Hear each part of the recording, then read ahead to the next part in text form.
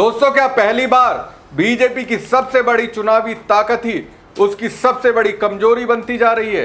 क्या double engine सरकार अब डबल इंजन टकराव में बदल गई है? क्या बीजेपी शासित 2 राज्यों के मुख्यमंत्री इस तरह आमने सामने आ गए हैं कि अब प्रधानमंत्री नरेंद्र मोदी और अमित शाह भी धर्म संकट में फंस गए हैं? आखिर ऐसा क्या हुआ कि एक बीजेपी मुख्यमंत्री दूसरे बीजेपी मुख्यमंत्री पर अपनी राज्य की जमीन पर कब्जा करने का आरोप लगा रहा है? मामला सिर्फ सैकड़ों हेक्टेयर जमीन का नहीं, बल्कि बीजेपी के उस मॉडल का है जिसमें कहा जाता है कि सारे बड़े फैसले दिल्ली से होते हैं। अगर दिल्ली बीच में पड़ती है तो एक मुख्यमंत्री नाराज होगा, और चुप रहती है तो विपक्ष कहेगा कि बीजेपी अपने ही घर की लड़ाई नहीं सुलझा पा रही।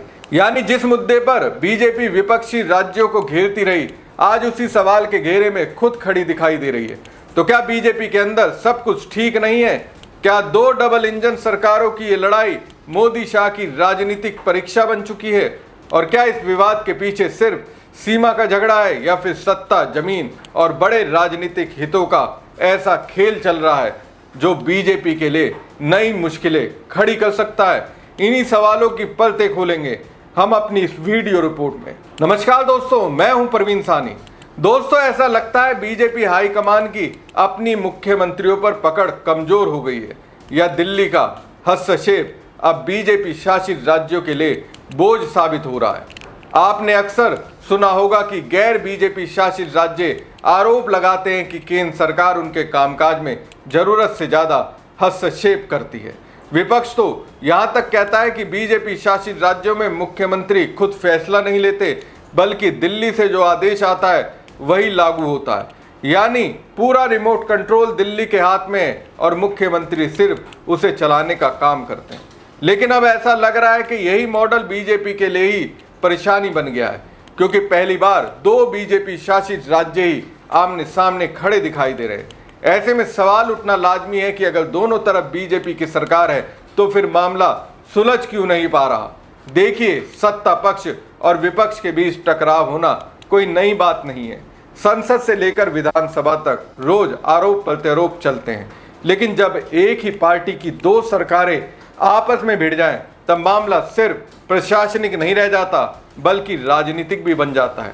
और अगर इस पूरे विवाद की डोर कहीं ना कहीं दिल्ली से जुड़ती दिखाई दे तो सवाल सीधे बीजेपी हाईकमान और उसकी कार्यशैली पर भी उठने लगते हैं। तो दोस्तों, इस वक्त हर तरफ यही चर्चा हो रही है कि आखिर बीजेपी के अंदर चल क्या रहा है, क्योंकि पहली बार ऐसी तस्वीर सामने आई है जहां बीजेपी की अपनी ही 2 सरकारें आमने सामने खड़ी दिखाई दे रही हैं। यानी जिस पार्टी ने हमेशा डबल इंजन सरकार को अपनी सबसे बड़ी ताकत बताया, अब उसी डबल इंजन में टकराव की खबरें आने लगी हैं। बीजेपी का दावा रहता है कि जब केंद्र और राज्य में एक ही पार्टी की सरकारें होती हैं तो विकास तेजी से होता है, फैसले जल्दी होते हैं और जनता को फायदा मिलता है। लेकिन राजस्थान और मध्य प्रदेश में जो कुछ हो रहा है उसने इस दावे पर ही सवाल खड़े कर दिए। यहाँ विकास का नहीं, बल्कि दोनों सरकारों के बीच खींचतान की चर्चा हो रही है, और विपक्ष का आरोप है कि इस पूरे विवाद के पीछे कहीं ना कहीं केंद्र सरकार की भूमिका भी सवालों के घेरे में है। दरअसल मामला 2 बीजेपी शासित राज्यों के बीच सीमा और जमीन विवाद का है। जैसे ही जमीन का सवाल सामने आया, दोनों सरकारें एक दूसरे के खिलाफ मोर्चा खोलकर खड़ी हो गई।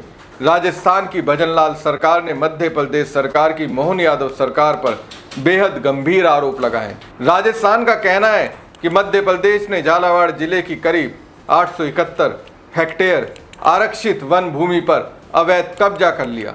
यानी राजस्थान का साफ दावा है कि जिस जमीन पर मध्य प्रदेश अपना हक जता रहा है वो उसके रिकॉर्ड के मुताबिक राजस्थान की सरकारी वन भूमि है। मामला यही नहीं रुका, विवाद तब और बढ़ गया जब आरोप लगा कि मध्य प्रदेश सरकार ने इस विवादित जमीन पे से करीब 130 हेक्टेयर हिस्सा एक निजी कंपनी को 100 मेगावाट के सोलर प्रोजेक्ट के लिए लीज पर भी दे दिया। यानी राजस्थान का आरोप है कि पहले उसकी जमीन पर कब्जा किया गया और फिर उसी जमीन का इस्तेमाल एक निजी कंपनी को सौंपकर प्रोजेक्ट शुरू करा दिया गया। यही वजह है कि अब यह विवाद सिर्फ जमीन का नहीं, बल्कि राजनीतिक और कानूनी लड़ाई का भी बड़ा मुद्दा बन गया है। तो दोस्तों, अब सबसे बड़ा सवाल यही है कि आखिर पूरा विवाद है क्या? दोनों बीजेपी सरकारें आमने सामने कैसे आ गई, और ऐसा क्या हुआ कि अब इस मामले में केंद्र सरकार का नाम भी चर्चा में आने लगा। राजस्थान सरकार इस मुद्दे पर बिल्कुल पीछे हटने के मूड में नहीं दिख रही है। उनका कहना है कि उनके पास सिर्फ आरोप नहीं बल्कि पुराने सरकारी रिकॉर्ड और वन विभाग के दस्तावेज भी हैं। इन्हीं दस्तावेजों का हवाला देते हुए राजस्थान के head of forest forces Arijit Banerjee ने मध्य प्रदेश के फॉरेस्ट विभाग के प्रमुख को चिट्ठी लिखी। इसमें कहा गया कि जिस जमीन पर निर्माण हो रहा है वो 1961 से राजस्थान के रिकॉर्ड में आरक्षित वन के रूप में दर्ज है, इसलिए वहां किसी भी तरह की गैर वन गतिविधि की अनुमति नहीं दी जा सकती। राजस्थान सरकार का दावा है कि ये जमीन 1911 के लैंड रिकॉर्ड्स में मैप में भी उसके सिंहपुर गांव का हिस्सा दिखाई गई है। राज्य बनने के बाद भी ये जमीन लगातार राजस्थान के राजस्व रिकॉर्ड में दर्ज रही। इतना ही नहीं, 22 मई 2026 को एसडीएम भवानी मंडी की रिपोर्ट में भी कहा गया कि खसरा 1423 और 236 कानूनी तौर पर राजस्थान की सीमा में आते हैं। यानी राजस्थान का कहना है कि उसके पास अपनी बात साबित करने के लिए पुराने नक्शे से लेकर नए सरकारी रिकॉर्ड तक मौजूद है। वहीं दूसरी तरफ मध्य प्रदेश भी पीछे हटने को तैयार नहीं है। उसने राजस्थान के सभी आरोपों को खारिज कर दिया है। मध्य प्रदेश का कहना है कि जिस जगह सोलर प्रोजेक्ट लगाया जा रहा है वो मंदसौर जिले की सुवासरा तहसील में आती है और पूरी जमीन मध्य प्रदेश की है। सरकार का यह भी कहना है कि प्रोजेक्ट राज्य में पीने के पानी की व्यवस्था मजबूत करने के लिए एमपी जल निगम को दिया गया है। एमपी के अधिकारी ये भी दावा कर रहे हैं कि सीमा पर बना राजस्थान वेलकम गेट भी उन्हीं के तैयार किए गए नक्शों के आधार पर बनाया गया था। इसके अलावा उनका कहना है कि इस इलाके की 2 ग्राम पंचायतों में पिछले कई वर्षों से मध्य प्रदेश प्रशासन चुनाव कराता आ रहा है, इसलिए उनके मुताबिक ये इलाका व्यवहारिक रूप से भी मध्य प्रदेश के अधिकार क्षेत्र में आता है। यानी दोनों राज्यों के पास अपने अपने दावे हैं और दोनों अपनी बात पर अड़े हुए हैं। इसी वजह से मामला लगातार उलझता जा रहा है। राजस्थान सरकार ने इस मुद्दे पर कई हाई लेवल बैठकें भी की हैं, लेकिन अभी तक कोई समाधान सामने नहीं आया। कई पर्यावरण विशेषज्ञों का कहना है कि अगर राजस्थान इस मामले को मजबूती से नहीं लड़ता तो उसके रिकॉर्ड से करीब 870 हेक्टेयर आरक्षित वन क्षेत्र हमेशा के लिए निकल सकता है। यही वजह है कि राजस्थान सरकार इस विवाद को हल्के में लेने के मूड में नहीं है। राजनीतिक रूप से भी ये मामला काफी संवेदनशील हो गया है।